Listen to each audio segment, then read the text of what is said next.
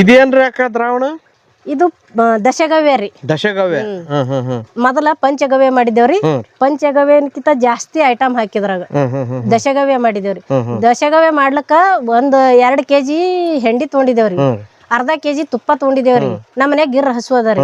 ಗಿರ್ ಹಸುವಿನ ತುಪ್ಪ ತಗೊಂಡು ಮೊದಲ 2 ದಿವಸ ಮುಂಚೆ ಅದು ಹೆಂಡಿ ಒಳಗ ಹೆಂಗ ಹಿಟ್ಟು ನಾದಂಗ ನಾದಿದೇವ್ರಿ. ತುಪ್ಪ ಹಾಕಿ ನಾದಿ 2 ದಿವಸ ಇಟ್ಟಿದೇವ್ರಿ.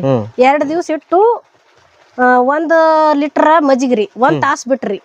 ಮತ್ತೊಂದ್ ತಾಸ್ ಬಿಟ್ಟು ಏನ್ ಮಾಡದ್ರಿ 1 ಲೀಟರ್ ಹಾಲ್ ಹಾಕದ್ರಿ. ಮತ್ತೊಂದ್ ತಾಸ್ ಬಿಟ್ಟು ಇದ್ದಿದ್ದಿಲ್ಲ ಅಂದ್ರೆ ಒಂದೊಂದ್ ದಿನಸನು ಬಿಟ್ಟು ಹಾಕ್ಬೋದ್ರಿ. ಇದೇನು ಅವಸರ ಒಮ್ಮೆ ಹಾಕ್ಬೇಕಂತ ಏನಿಲ್ರಿ. ನಮ್ಮಲ್ಲಿ ಹೆಂಗ್ ಇರ್ತದ್ರಿ ಹಂಗ ಒಂದೊಂದು ಐಟಮ್ ಒಂದೊಂದ್ ದಿನ ಬಿಟ್ಟು ಹಾಕ್ಬೋದ್ರಿ.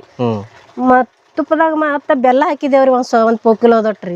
8-10 ಬಾಳೆಹಣ್ಣು ಹಾಕಿದೇವ್ರಿ. ಸುಲ್ದು ಕಿವುಚಿ ಮತ್ತೆ 2 ಎಳಿನೀರ್ ಹಾಕಿದೇವ್ರಿ. ಮತ್ತ ಮೊಸರ ಹಾಲ ಇವೆಲ್ಲ ಆಕಳು ಗೋಮೂತ್ರ ಹೆಂಡಿ 10 ಐಟಮ್ ಜೇನ್ತುಪ್ಪ್ರಿ ಹಿಂಗೆಲ್ಲ ಹಾಕಿ ಪಪ್ಪಾಯಿ ರೀ. ಇದು ಹಾಕಿದ್ಮೇಲೆ ಎಷ್ಟ್ ದಿನ ಬಿಡ್ಬೇಕ್ರಿ? ಇದು 15 ದಿನ ತನ ತಯಾರಾಗ್ತದ್ರಿ. ಆದ ಬಳಕ ಸ್ಪ್ರೇನು ಮಾಡ್ತೇವ್ರಿ. ಇದು ನಿಂಬಿ ಗಿಡಕ್ಕ ಹೇಳಿ ಮಾಡ್ಸದಂಗ್ರಿ. ಹೂ ಬಿಡ್ತದ್ರಿ. ಮತ್ತ ಕಾಯಿ ಪಿಂಡ್ ಆತದ್ರಿ. ಗಿಡ ನೌತಿ ಆತಾವ್ರಿ. ಎಲಿ ಅಗಲ ಆತಾವ್ರಿ. ಮತ್ತ ಎಲ್ಲಾ ಕೀಟಗಳು ಎಲ್ಲಾ ಬರಂಗಿಲ್ರಿ. ಈಗ ಎಷ್ಟು ಪ್ರಮಾಣದಾಗ ಬಳಕೆ ಮಾಡ್ತಾರ್ರಿ? ಕ್ಯಾನಿಗ್ರಿ 50 ml 50ರಿಂದ 60. ಜಾಸ್ತಿ ಹಾಕಿದ್ರ ಹೂವು ಉದುರ್ತಾವ್ರಿ.